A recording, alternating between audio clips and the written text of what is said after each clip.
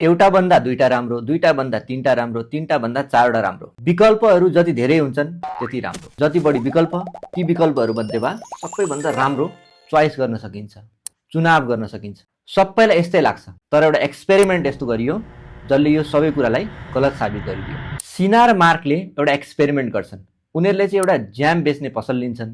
ज्याम भने थाहा छ नि, ब्रेडमा लगाउनेवाला ज्याम। ज्याम बेच्ने पसल लिन्छन्।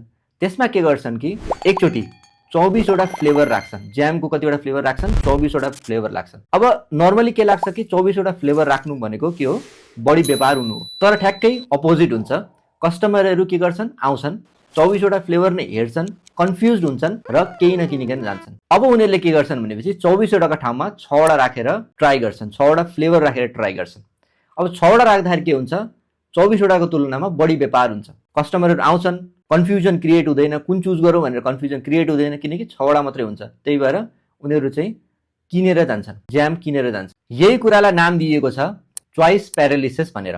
अब चोइस प्यारालिसिसमा के हुन्छ भनेपछि धेरै अप्सन्सहरू हुन्छन्, धेरै अप्सन्स मध्येमा के चुज गर्ने भन्ने कन्फ्युजन हुन्छ र लास्टमा केही पनि चुज हुँदैन। जस्तो तपाईँहरू मुभी हेर्ने बेला कतिखेर विचार गर्नु भएको छ भनेपछि कहिलेकाहीँ के हुन्छ, एउटा मुभी हेरौँ भन्ने रहर लाग्छ, कुन मुभी हेर्ने भन्ने कुरा सर्च गर्दा गर्दै गर्दा गर्दै गर्दा गर्दै के हुन्छ, कुनै पनि मुभी हेरिँदैन, किनकि अप्सन्स हामीसँग यति धेरै छन् कि हामी चोइस नै गर्न सकेनौँ।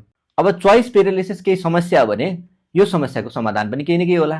3टा तरिकाले चोइस प्यारालिसिसबाट बच्न सकिन्छ। पहिलो कुरा, अप्सन्स नै लिमिटेड राख्ने, धेरैवटा अप्सन लिँदै नलिने, 4-5वटा अप्सन लिने र त्यसमध्येमा डिसाइड गर्ने कि कुन बेस्ट होला भनेर।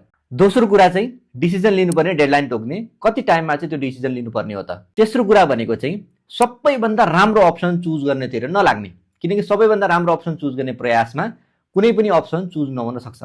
त्यही भएर गो विथ द काम चलाऊ अप्सन, जे चाहिँ हल्का फुल्का ठिक छ जस्तो लाग्छ, स्टार्ट विथ द्याट। थाहा पाउनु भयो होला नि अब मुभी हेर्दाखेरि के गर्ने भनेर। 3-4वटा अप्सन लिनुहोस्, त्यसमध्येमा एउटा चुज गर्नुहोस्, मस्त मुभी हेर्नुहोस्, आरामले सुत्नुहोस्, कन्फ्युजन क्रिएट नगर्नुहोस्।